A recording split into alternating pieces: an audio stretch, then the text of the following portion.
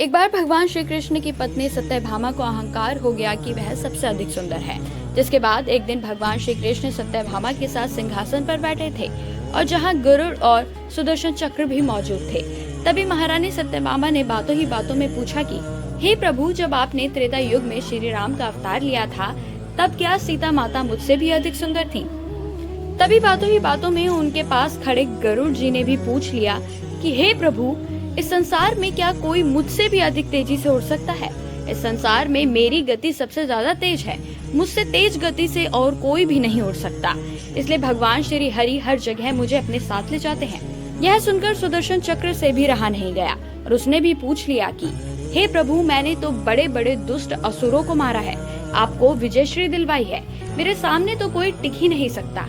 मैं भगवान का सबसे शक्तिशाली शस्त्र हूँ। क्या इस संसार में मेरे से भी अधिक शक्तिशाली कोई अस्त्र है?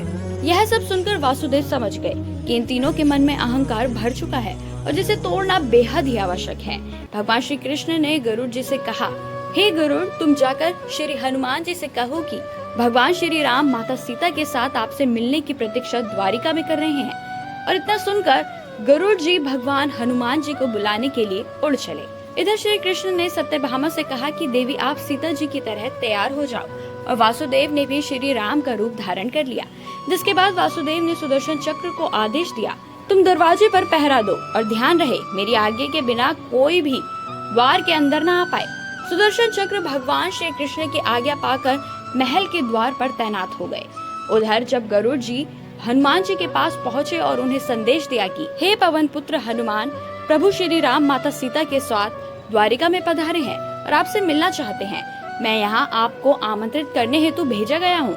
आप मेरी पीठ पर बैठ जाओ और मैं आपको अति शीघ्रता से पहुँचा दूंगा। तब यह सुनकर हनुमान जी ने बड़ी ही विनम्रता से कहा, आप चलिए, मैं कुछ ही क्षणों में पहुँचता हूँ। इतना सुनने के बाद गरुड़ द्वारिका के लिए निकल गए और शीघ्रता से द्वारिका पहुँच गए।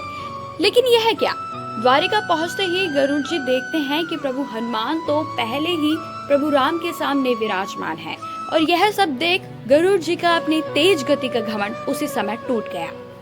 इधर श्री राम का रूप धारण करे श्री कृष्ण ने हनुमान जी से पूछा कि हे हनुमान, तुम बिना आज्ञा के द्वारिका द्वार में प्रवेश कैसे कर पाए? क्या तुम्हें द्वार पर किसी ने नहीं रोका? तब हनुमान जी ने अपने हाथ जोड़कर अपने शीश को झुकाकर अपने मुख से सुदर्शन चक्र को निकालकर श्री राम के चरणों में रख दिया और कहा कि हे प्रभु, आपके दर्शन से मुझे भला कोई कैसे रोक सकता है? प्रभु, द्वार पर सुदर्शन चक्र ने मेरा रास्ता रोकने की कोशिश की थी, जिसके कारणवश मुझे ऐसा करना पड़ा। मैं आपसे क्षमा मांगता हूँ। जिसके बाद सुदर्शन चक्र का भी घमंड टूट गया। श्री कृष्ण ने सुदर्शन चक्र और गरुड़ जी की ओर देखा। तभी हनुमान जी ने कहा कि हे प्रभु, यह कैसी लीला है? आपने जो श्री राम जी का रूप धारण किया है, जबकि मैं जानता हूँ कि आप उन्हीं के दूसरे अवतार भगवान श्री कृष्ण हैं। लेकिन माता सीता के स्थान पर आपने किस दासी को बिठाया है? इतना सुनते ही सत्यभामा को अपनी सुंदरता पर जो घमंड था वह चूर चूर हो गया।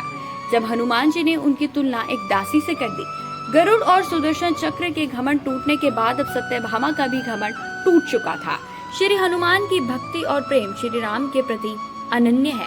प्रभु श्री राम मनुष्य के रूप में थे और उन्हें देह त्याग करना था, लेकिन यमराज द्वार के अंदर ही नहीं आ पा रहे थे क्योंकि वह जानते थे भगवान श्री राम से हनुमान जी को अत्यधिक लगाव है।